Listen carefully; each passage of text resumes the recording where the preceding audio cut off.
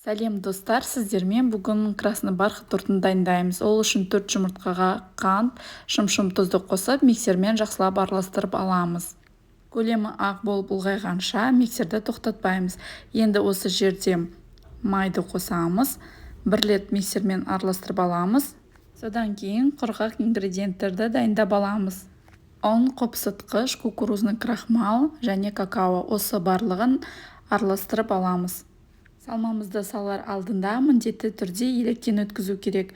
Барлығын бірден қоспаймыз. 3 бөлікке бөліп, електің көмегімен осылай араластырып, миксермен ақырын жылдамдықта араластырамыз. Барлығын бірдей қосып араластыратын болсаңыздар, онда қамырымыз дұрыстап көтерілмейді. Жылы айранға красителімізді қосып араластырамыз. Шамамен 1-1,5 шай қасық краситель кетеді. Одан аз болса, сіздердің красный бархаттың цветі розовый оттенок болып шығады. Сол үшін красный бархаттың цветі қанық болып шығу үшін 1,5 қасық қосқан дұрыс. Айранды красительмен араластыратын кезде айран салқын болмау керек. Алдын ала жылытып аламыз. Жұмыртқа, сұйық май барлығы бір температурада болу керек. Диаметрі 1/2 форма дайындап аламыз. Менде 21 см. Бисквитіміз піскенше біз оның начинкасын дайындап аламыз. Сахарный пудраға творожный сырды алып миксерлеп аламыз.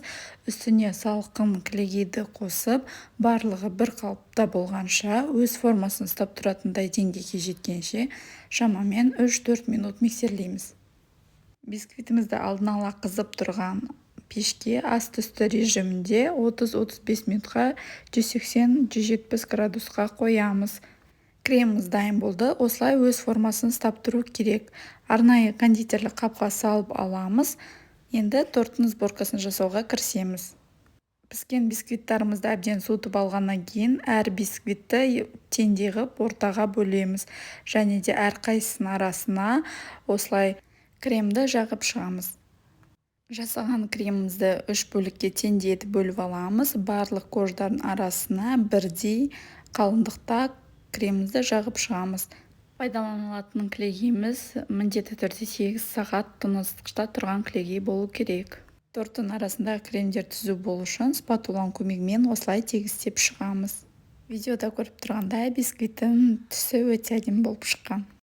Барлық кождардың арасына кремді жағып шыққаннан кейін тортымызды холодильникқа 8 сағатқа қою керекпіз. Осылай торттың сыртына аттестатная пленканы жабыстырып, сыртына кольцоны кигізіп, осылай тығыздап аламыз да үстін пищевой пленкамен жабамыз. Пищевая пленкамен міндетті түрде жабамыз, өйткені холодильникта 8 сағат тұрғанда тортымызға холодильниктағы басқа заттардың иісі сіңіп кетуі мүмкін. Сол үшін пищевой пленканы қолданамыз. Торт тоңазытқышта 8 сағат тұрғаннан кейін алып шығамыз да сыртына обтяжка жасап, торттың сыртын қаптаймыз.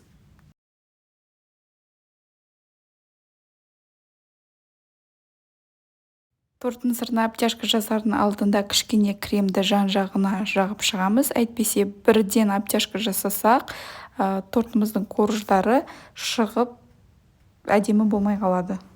Торт піскеннен кейін ортасына кремді жағып, сыртын бірден обтяжка жасауға болмайды.